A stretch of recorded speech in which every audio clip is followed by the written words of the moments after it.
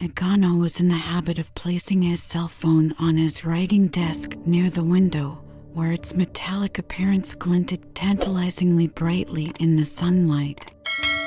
Tonight was a night of great significance, Christmas Eve.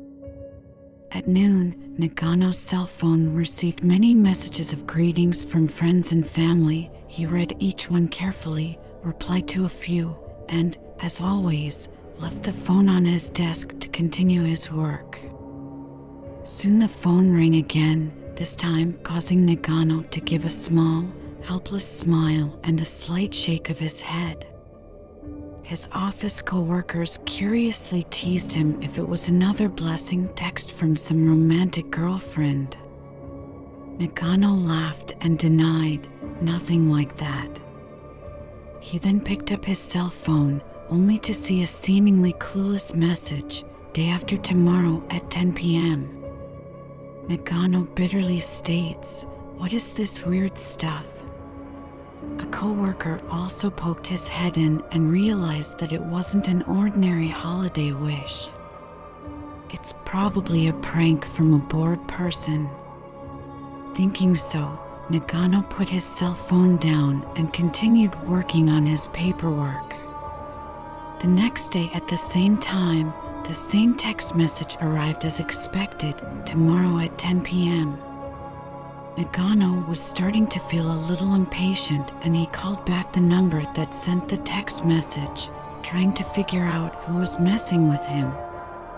The response went, "Hello, the number you have dialed is empty." Nagano, incredulous, checked the number on the message again and dialed it again, and the result was still empty. It must be some kind of transmission error in the sending process, he reasoned, and decided not to pay any more attention to this series of strange messages. On the third day, the text came again like a ghost, today at 10 p.m. Nagano's annoyance intensified, but every time he dialed, he got the same empty response. This is really puzzling.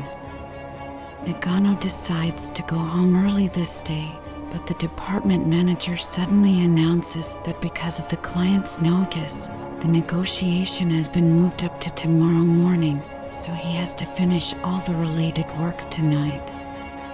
It seems that he will have to work overtime this night. However, the strange text message could not affect Nagano's dedication to his work. This project was very important to his boss, and as the right-hand man in the planning department, Nagano knew he was duty-bound.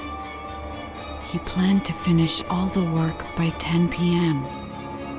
After 7 p.m., the staff from the other companies left one by one, and the whole building gradually quieted down.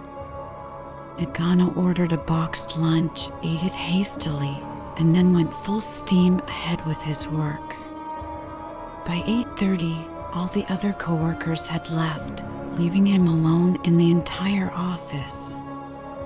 He no longer paid any attention to anything else until his cell phone text message tone rang again.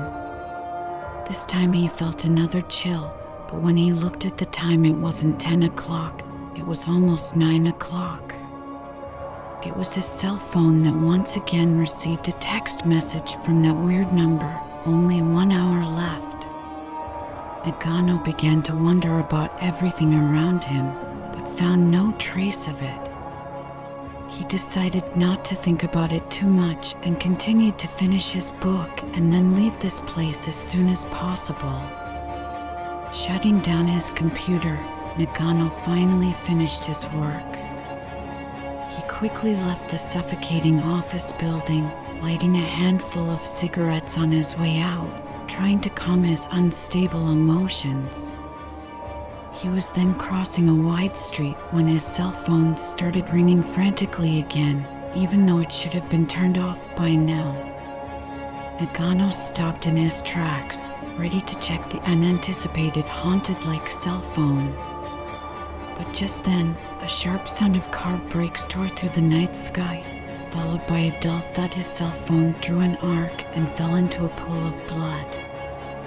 forever fixed at that point in time, 10 o'clock. Who would have thought that those text messages sent from unfamiliar numbers could be the urging that leads to extinction? Don't read text messages from strangers.